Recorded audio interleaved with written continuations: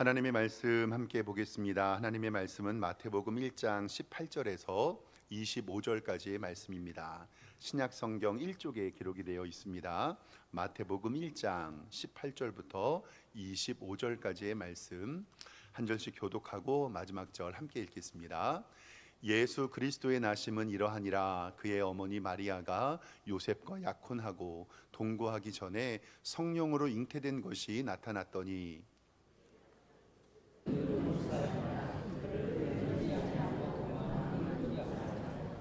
이 일을 생각할 때에 주의 사자가 현몽하여 이르되 다윗의 자손 요셉아 내 아내 마리아 데려오기를 무서워하지 말라. 그에게 잉태된 자는 성령으로 된 것이라.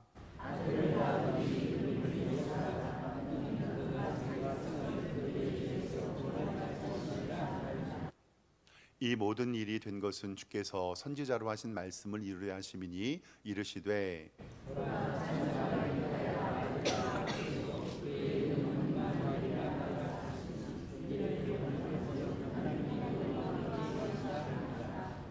요셉이 잠에서 깨어 일어나 주의 사자의 분부대로 행하여 그 아내를 데리러 왔으나 아들을 낳기까지 동침하지 아니하더니 나음의 이름을 예수라 하니라. 아멘.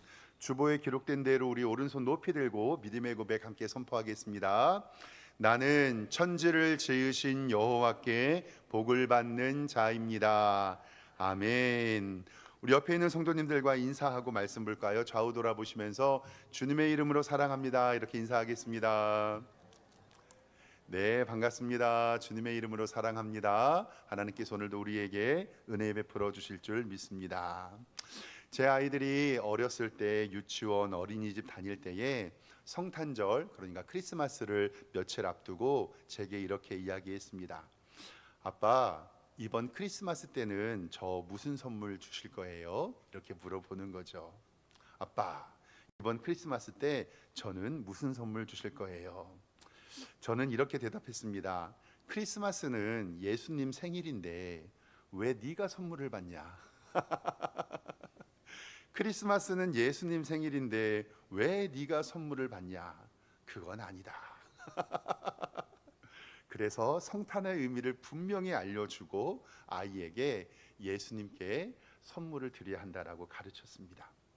요즘에도 그러는지는 모르겠지만 옛날에 어린이집 유치원 제가 아이 키울 때는요, 성탄절 한 보름 정도를 앞두고 집으로 가정통신문이 왔습니다.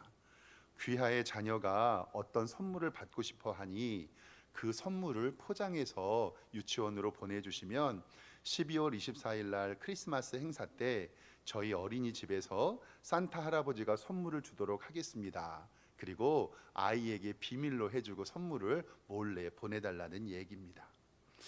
부모님이 사서 어린이집으로 유치원으로 보내면 지들이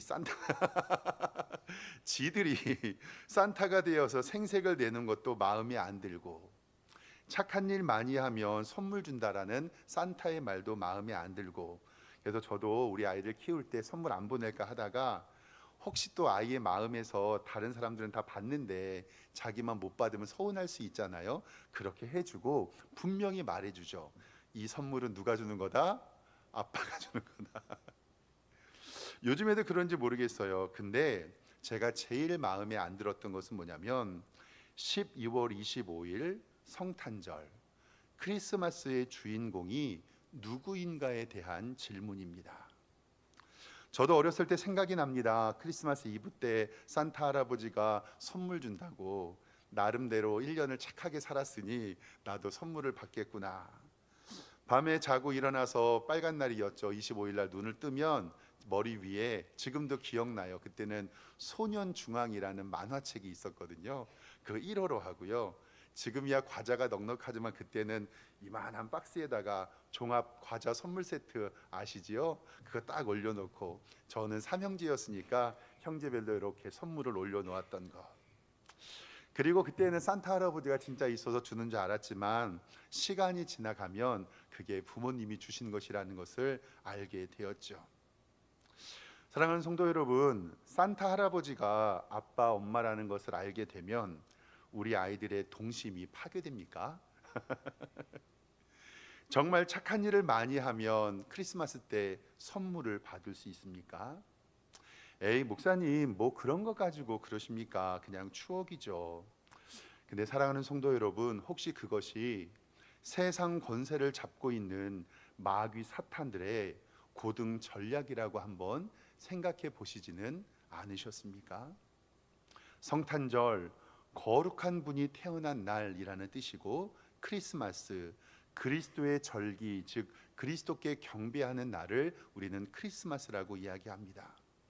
저는 100년 전에 복음이 들어올 때 이 성탄절과 크리스마스로 번역하지 않고 예수님 오신 날로 번역했으면 어떡할까라는 생각이 듭니다.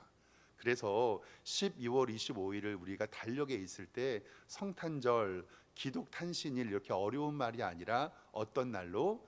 예수님 오신 날. 저는 그것이 좋겠다라고 생각을 합니다.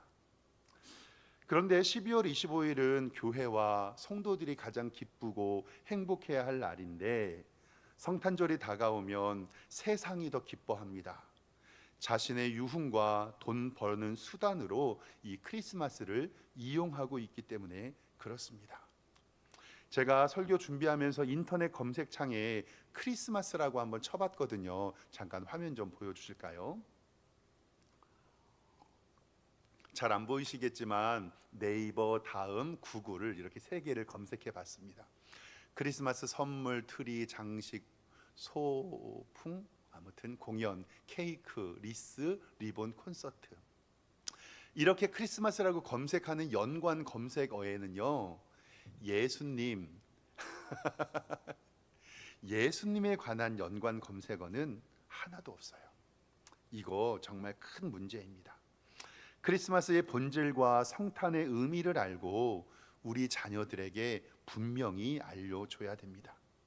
성탄의 주인공은 예수 그리스도이십니다.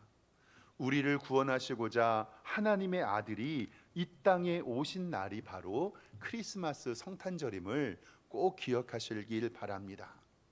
오늘 말씀에는 성탄을 준비하는 총각 처녀 두 청년의 이야기가 있습니다. 예수님의 나심을 설명하는데 두 청년의 이야기를 통해서 우리도 예수님의 오심을 믿음으로 준비하기를 소망합니다. 18절에는 이렇게 기록하고 있습니다. 성경을 보겠습니다. 예수 그리스도의 나심은 이러하니라. 그의 어머니 마리아가 요셉과 약혼을 하고 동거하기 전에 성령으로 잉태된 것이 나타났다라고 성경은 이야기합니다. 예수님의 어머니 마리아, 예수님의 육체의 아버지 요셉, 두 사람은요 결혼을 하기로 약속한 사이입니다. 그런데 우리는 지금 예수님이 성령으로 잉태된 것을 알지만 두 사람 사이에서 함께 동거하지 않았는데 마리아가 임신을 하게 되었습니다. 이거는 엄청난 문제입니다. 한번 세상으로 한번 생각해 보세요. 내가 결혼할 여자가 나와 잠자리를 하지 않았는데 내 약혼녀가 임신을 했다. 그러면 이것을 몰랐을 때에 이 결혼을 유지해야 됩니까? 아니면 결혼을 속된 말로 파토내야 됩니까? 그래서 오늘 19절 말씀을 바라보면 그의 남편 요셉은 의로운 사람이다라고 기록이 되어 있는데 보세요. 그를 드러내지 아니하고 가마지 끊고자 하여. 이게 뭐냐면 큰 문제를 일으키지 아니하고 그냥 결혼을 중지하고자 했다라는 뜻입니다. 그의 남편 요셉은 의로운 사람인데 그것을 드러내지 아니하고 가만히 끊고자 하였다. 만약에 저였으면 이게 파혼의 주된 이유고 저는요 고소 고발까지 했었을 것 같은데, 그러나 요셉은 가마지 그것을 끊고자 하였습니다. 그런데 하나님의 천사가 나타나서 이런 말을 합니다. 오늘 말씀 성경 20절에 기록됩니다. 이 일을 생각할 때에 주의 사자가 현몽하여 이르되 다윗의 자손 요셉아 내 아내 마리아 데려오기를 무서워하지 말라. 그에게 잉태된 자는 성령으로 된 것이라. 아멘. 이렇게 진행되는 과정 가운데 이 말씀을 통해서 예수님이 이 땅에 오심을 몇 가지로 좀 살펴보도록 하겠습니다. 첫 번째로 기억하셔야 되실 것은 뭐냐면 예수님은 성령으로 잉태되셨습니다. 예수님은 동정녀 탄생하셨습니다. 오늘 말씀 20절에 마리아 데려오기를 두려워하지 말라, 그에게 잉태된 자는 성령으로 된 것이라. 이것은 신학적으로 굉장히 중요한 이유가 있습니다. 우리가 매 주일마다 예배 때마다 고백하는 사도신경에도 기록됩니다. 사도신경 처음을 한번 같이 생각해 보면요, 전능하사 천지를 만드신 하나님 아버지를 내가 믿사오며 그 외아들 우리 주 예수 그리스도를 믿사오니, 그 다음에가 중요해요. 이는 성령으로 잉태하사 동정녀 마리아에게 낳으시고, 이 동정녀라는 단어는 국어사전에 남자와 성적 관계가 없는 처녀를 이야기한다라고 성경의 이 국어사전에 기록되어 있습니다. 남자를 알지 못하는 여자다. 우리는 하나님이 세상을 창조하시고 사람을 만드신 것을 믿습니다. 이것은 우리가 가지고 있는 신앙의 가장 중요한 근본입니다. 하나님께서는 사람을 하나님의 영광을 위하여 창조하셨습니다. 그리고 에덴 동산에 두셨습니다. 그것은 천국과 같았습니다. 하나님께서는 창조물과 피조물을 구분하시기 위해서 모든 동산의 실과를 다 따먹는 것을 허락하셨지만, 가운데 있는 선악을 알게 하는 나무의 실과를 따먹지 말라고 말씀하셨습니다. 단순히 그 열매를 따먹지 말라고 하시는 것이 아니라 창조주와 피조물 사이에 구분을 두셨고 하나님과의 언약을 맺으셨습니다. 그리고 뭐라고 말씀하셨냐면, 이 선악을 알게 하는 나무의 실과를 따먹는 날에는 어떻게 되리라? 정령 죽으리라.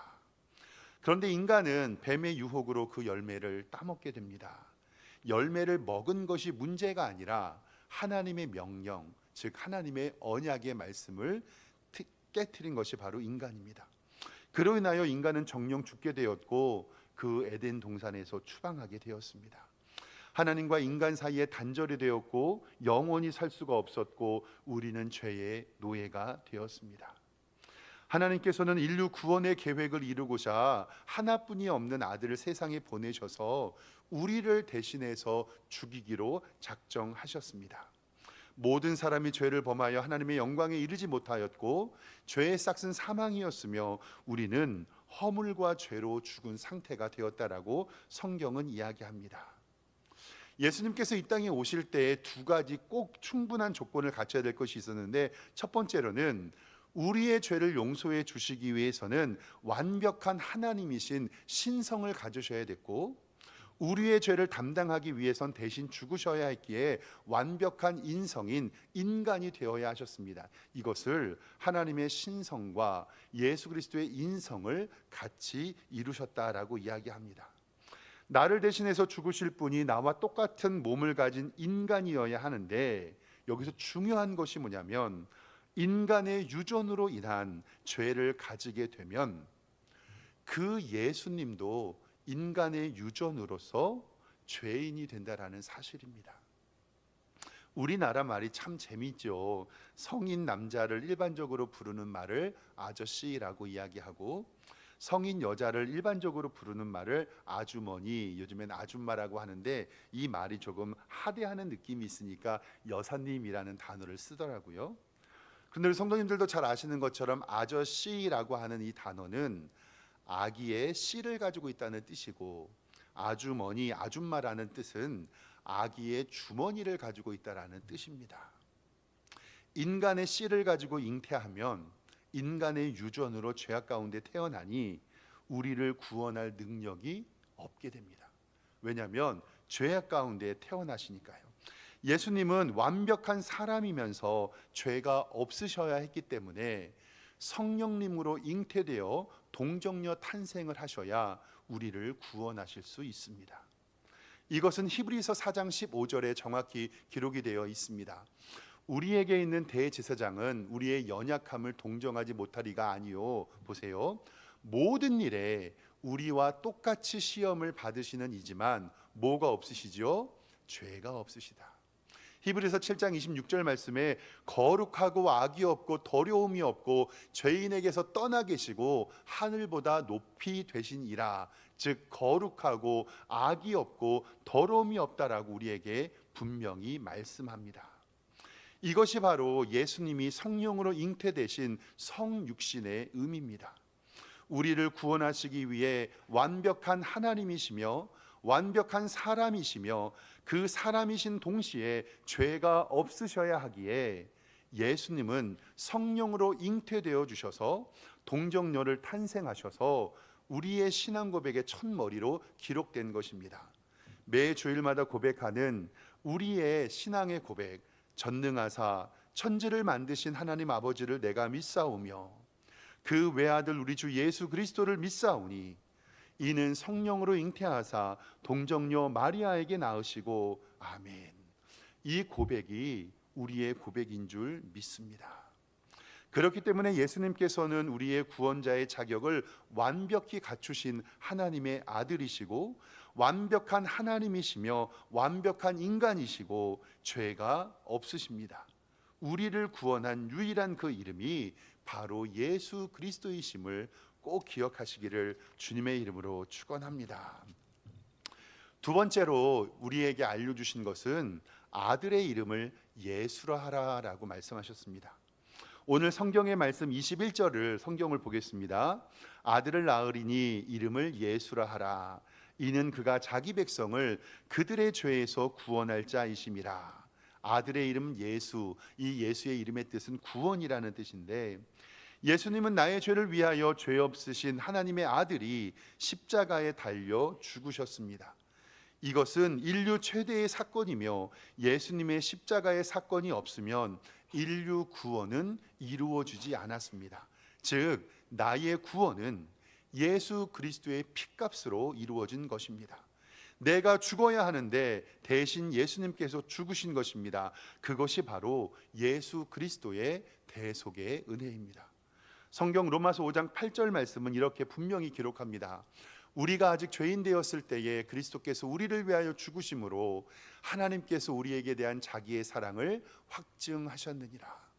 그러면 이제 우리가 그의 피로 말미암아 의롭다 하심을 받았으니 더욱 그로 말미암아 진노하심에서 구원을 받은 것이니 곧 우리가 원수 되었을 때에 그의 아들 죽으심으로 말미암아 하나님과 화목하게 되었은즉 화목하게 된 자로는 더욱 그로 그의 살아나심으로 말미암아 구원을 받을 것이니라. 아멘.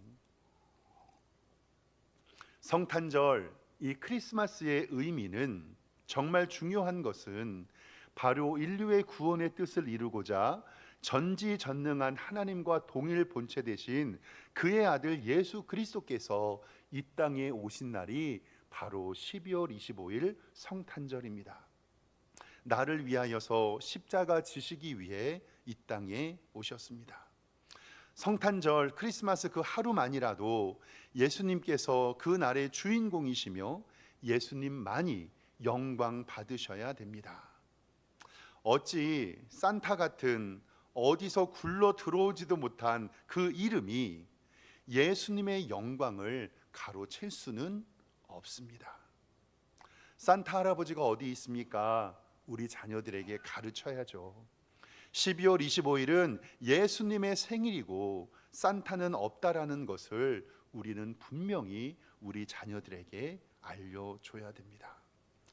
잠깐 화면 PPT 보여주시면요, 어느 한 교회에서 유년주일학교 아이들에게 예수님의 탄생을 알려주고, 잘 안 보이시죠? 알려주고 그리고 나서 예수님과 산타를 비교하여서 썩게 보게 했던 것 같아요. 그래서 유년주일학교 선생님이 이렇게 그림을 올려 제가 조금씩 세분했는데 다음 사진 한번 좀 보여주시죠. 제목은 이거예요. 산타와 예수님의 차이.